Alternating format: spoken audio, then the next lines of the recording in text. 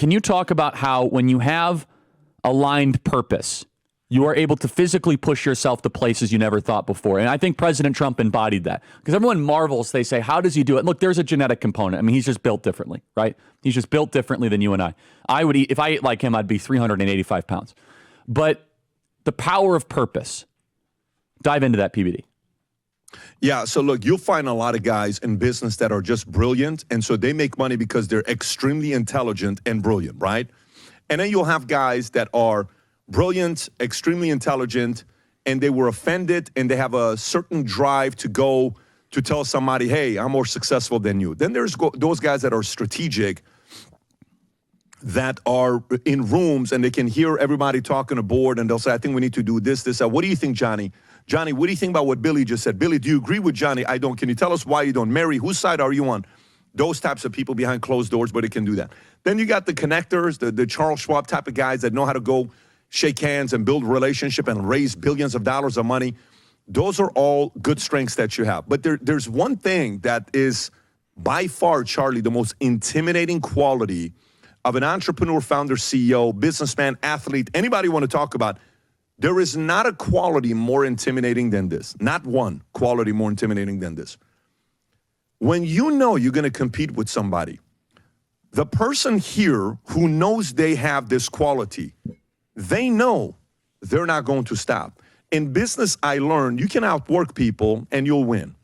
Then most people read 50 books, 100 books. They take a few courses. You can out-improve them, but eventually most people settle. You can out-strategize people and learn strategies on how to scale, grow, compete, technology, marketing, storytelling. Great. All of those three you can do, you still won't be the top 1% of 1%. The last one is the outlast. President Trump is the epitome of outlast. Mm-hmm. He's not going to stop. The game of business, look how many people are sitting there watching Elon saying, this mother, you know what, I'm on the radio, you're worth $400 billion. How much more money do you make? People don't understand. Elon's not doing it because he needs another $400 billion and he just wants to go buy a house or big watch or a car. That's been out of his system for 20 years. He's on a vision. He's on a mission. He's got a vision he's pursuing. President Trump has the stamina that scares the hell out of everybody else on the other side. In the business world, anytime you have someone, the leader at the top that has stamina, I'll never forget the interview. This is very interesting, by the way. The former CEO of Starbucks was a former McKinsey guy, and I believe he was a Pepsi guy.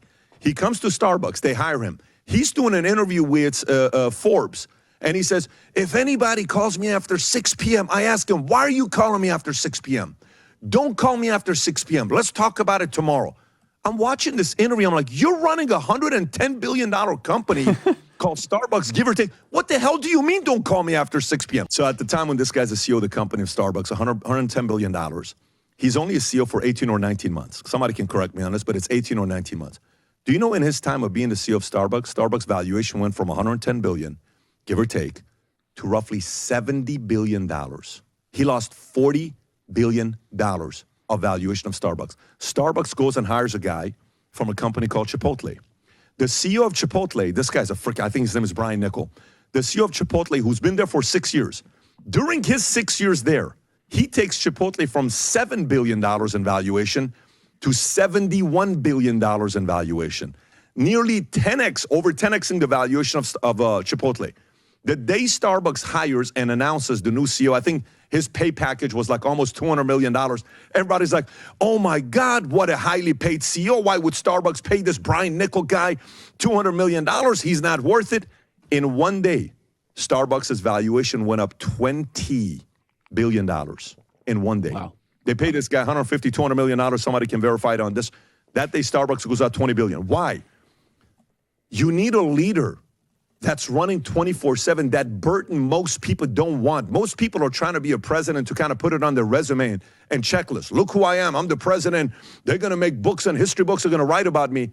Every once in a while, somebody's like, listen, man, I'm a government employee that gets paid $450 grand a year, whatever the number is, which I give back to charity anyways.